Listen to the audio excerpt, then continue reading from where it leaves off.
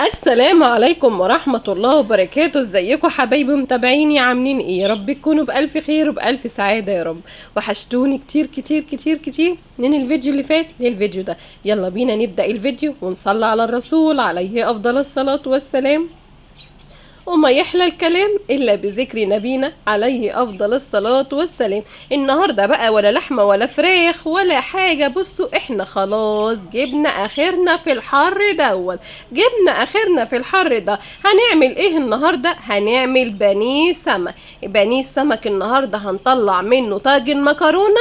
إنما ايه؟ هيوديك في حتة تانية خالص. أيوة في حتة تانية خالص. تعالوا بينا بقى نبتدي الفيديو القوي الحماسي اللي كله طاقة إيجابية وكله نشاط. ولو محتارة يا ست الكل وعايزة تفكري تعملي غدا إيه النهاردة في الحر اللي احنا فيه ده، هاتي بقى كده فيليه السمك. نعمل طاجن مكرونة بفيليه السمك الجميل القمر العسل اللي حضراتكم شايفينه دوت. أنا هقطعه مكعبات. تمام. عشان انا هبقى مدخلاه في الطاجن، فعايزه قطعه الفيليه السمك بتاعتي تبقى قطعه تبقى قطعته مكعبات صغيره. تمام. هعمل نصه في الطاجن ونصه هنعمله مقلي للي حابب ياكل كده وكده. تمام. والنهارده هنوفر عليك الوقفه الكتير وكلها اكله واحده كده على بعضها كده نخلصها بسرعه قوي. تمام. معنا بقى مكرونه اقلام. انا جايبه مكرونه سايبه من العطار، شكر لي فيها حلوه قوي وممتازه جدا، فانا جبت منها النهارده. ما جبتش الاكياس بصراحه، يعني قلنا نوفر النهارده يعني. فاحنا بقينا اخر الشهر ونص الشهر كده جه دخل علينا، فقلنا ايه نعديها يلا. تمام. نجيب بقى ليمونتين حلوين ونعصر على قطع الفيليه السمك بتاعنا عشان نغلفه كده كل قطعة بالليمون عشان ما يبقاش فيه ريحة زفارة، ويبقى ممتاز ويبقى كده جاهز على ان احنا نشتغل فيه على طول. تمام. بس يا بنتي بتعملي ايه بس يا حبيبتي؟ لوجي بقى واقفة معايا النهاردة، يعني هتغلبني عمالة تشبع كده السمك من الليمون يعني. تمام. يعني شيف بقى صغنن بقى، انتوا عارفين يعني، وبيحبوا يتدخلوا كده في شؤون الطبيخ يعني. نبدأ بقى نجيب الخلطة بتاعتنا دي. هريسة شطة وتوم وكمون وخل وملح، بتبقى جاهزة عندي في الفريزر وبتسعف معايا ان انا ببقى راجعة من الشغل، وبتبقى جاهزة معايا اتبل بيها السمك بتاعي. السمك ده فريش وطازة وحلو قوي وممتاز. ممكن تقدري تجيبيه اليومين دولت. السمك حلو ويعني احنا طالعين من العيد بقى وزهقانين فهنطلع الزهق ده في طاجن المكرونة النهاردة. يلا بقى ان شاء الله ما حد حوس. شيل بقى يا ست لوجي العلبة دي، خلاص مهمتها معايا انتهت. وتعالوا نجيب بقى البصلاية القمر المقلبزة دي. انا بحب البصل الاحمر دوت في الاكل. هتقولوا لي ليه؟ معرفش، انا بحس ان هو جميل ولونه حلو وبيعمل لي راحة نفسية. تمام. اللي وصل معايا لغايه هنا بقى ما ينساش يحط اللايك، ولو بيشوفني لاول مره ما ينساش يشترك في القناه ويفعل زر الجرس علشان يوصله مني كل جديد. يا احلى متابعين في الدنيا، فضلا وليس امرا. نجيب بقى كده قرنين فلفل رومي هنستخدمهم في الوصفه بتاعتنا. تمام.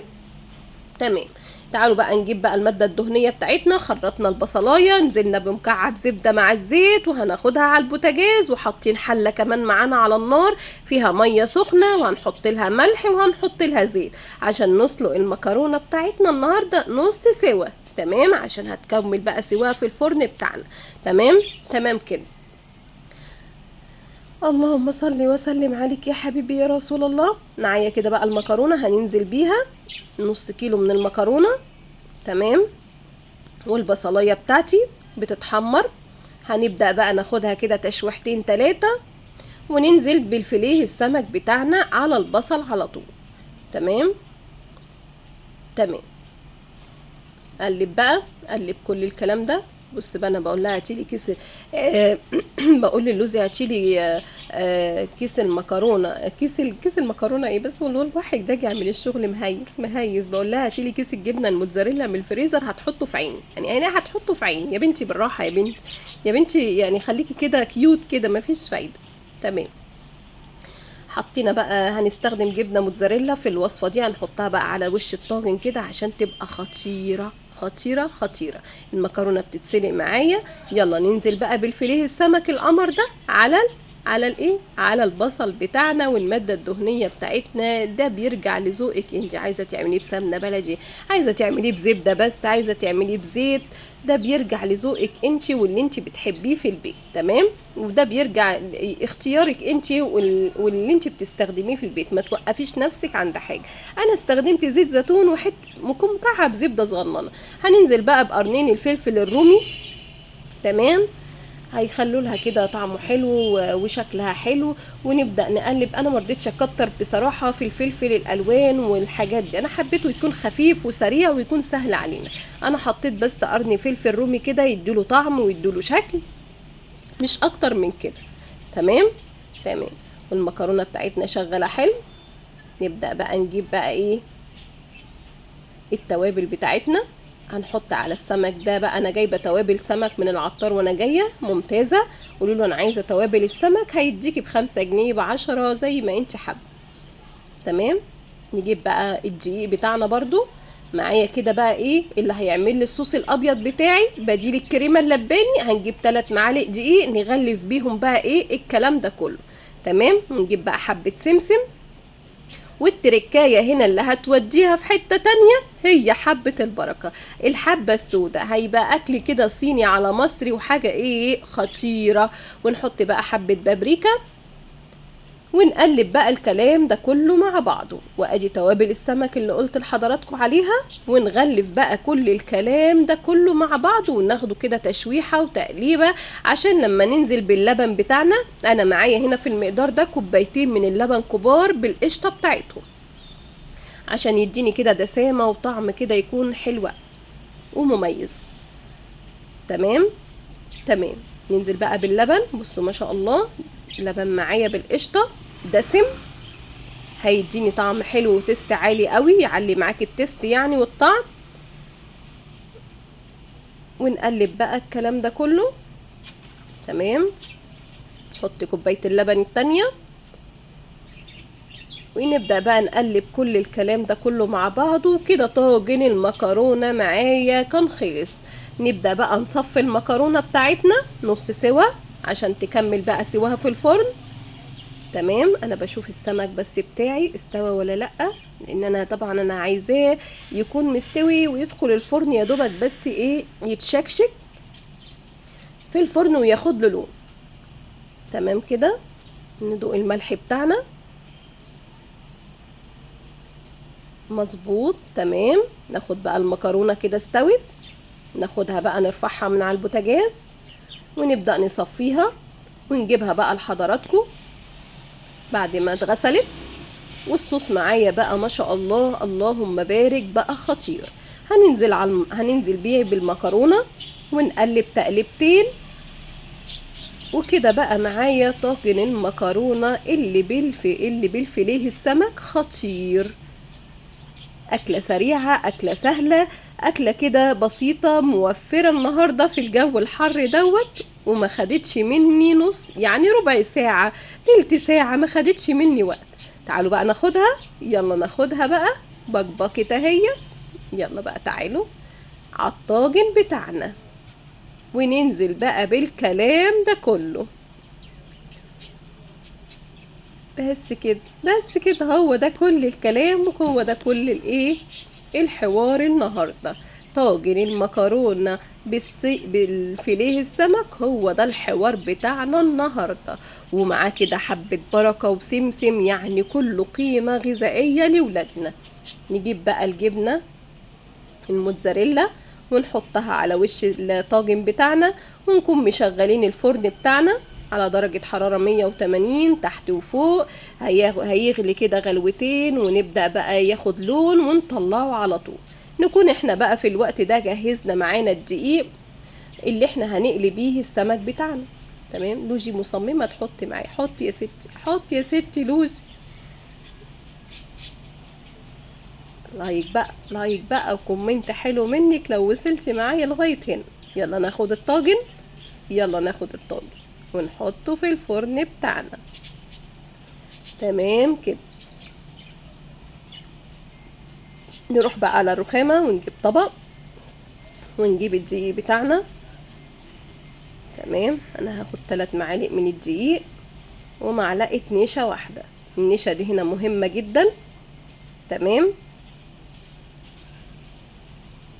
ونبدأ بقى نملحه الدقيق بتاعنا، ونحط له سمسم ونحط له حبة بركة، يعني هنبهره بتوابل السمك. واهم حاجة زي ما قلت لحضراتكم، حبة البركة والسمسم بيودوها في عالم آخر، بيخلوها كده كلها قيمة غذائية. جربتي قبل كده؟ طب جربي وقولي لي بالأمانة لو عجبك. حاجة كده رهيبة رهيبة رهيبة. حطيت له بابريكا، حطيت له توابل سمك، وقلبت كل الكلام ده كله. هحط له بقى ذرة ملح كده خفيفة عشان يبقى متطعم. تمام تمام. ونبدأ بقى نجيب الفيليه السمك بتاعنا ونبدأ نغلفه بالدقيق اللي احنا حبشناه وعملنا له حركات كده وحاجات ايه جامدة جامدة جامدة. انا بقى اغلف كل واحدة بالدقيق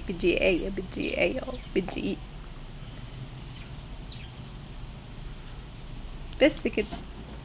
هو كده كل الحوار. والطاجن معانا في الفرن شغال حلو، واول ما يطلع بقى هنبدأ نغرف وناكل. وبألف هنا وشفا يا رب على قلوبكم الصافية الطيبة. وانا كده كنت وصلت لنهاية الفيديو، وغدايا النهاردة معاكم خلص. نبدأ بقى ننضف حوالينا وننضف رخامتنا. وادي السمك بتاعنا. يلا بقى نولع البوتاجاز ونسخن طاسة الزيت حلوة قوي، ونجيب طبق في مناديل جنبنا عشان نطلع عليه السمك بتاعنا. تمام، ننزل بالكمية بتاعتنا كلها.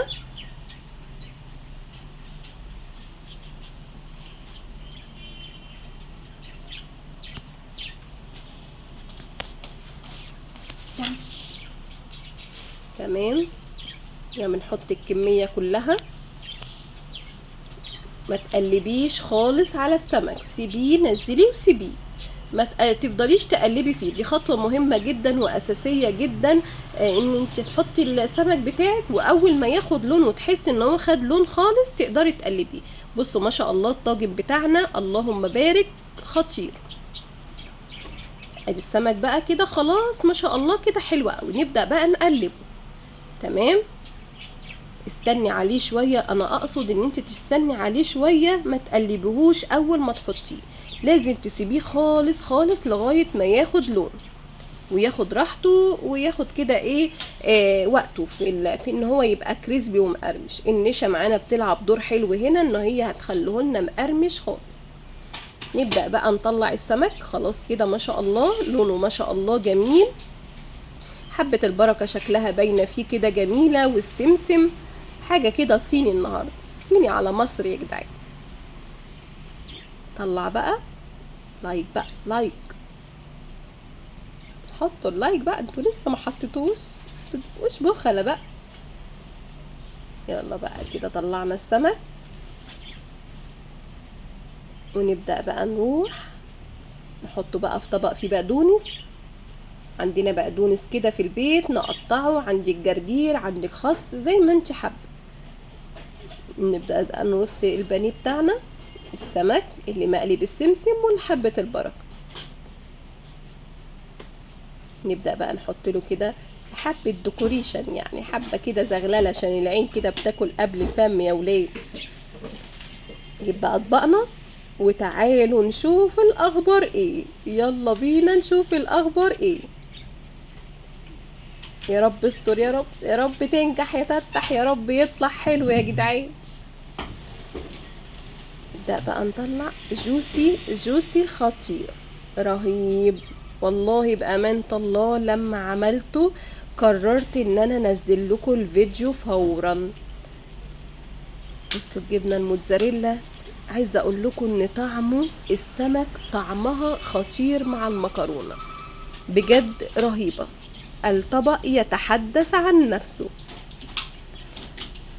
بصوا خطيرة وملائم جدا للجو اللي احنا فيه، وحلو قوي يعني هو يعتبر كده يعني خفيف كده في الحر يعني.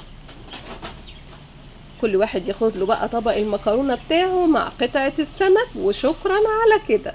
وانا كده كنت وصلت لنهاية الفيديو. بصوا ما شاء الله السمكية بتاعتي كريسبي مقرمشة وخطيرة نتيجة النشا اللي حطيناه على الدقيق بتاعنا، وحطينا حبة البركة اللي هي الحبة السوداء اللي ادت له فوائد عظيمة وزادته قيمة غذائية مع السمسم بتاعنا النهاردة.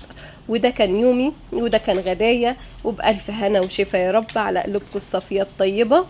اتمنى منكم الفيديو يعجبكم وينور رضاكم، واشوفكم بقى في حلقة جديدة من عائلة ماما روما، والسلام عليكم ورحمة الله وبركاته. باي. اوعوا تنسوا اللايك والاشتراك والكومنت الحلو منكم اللي بيسعدني كتير قوي قوي قوي. سلام.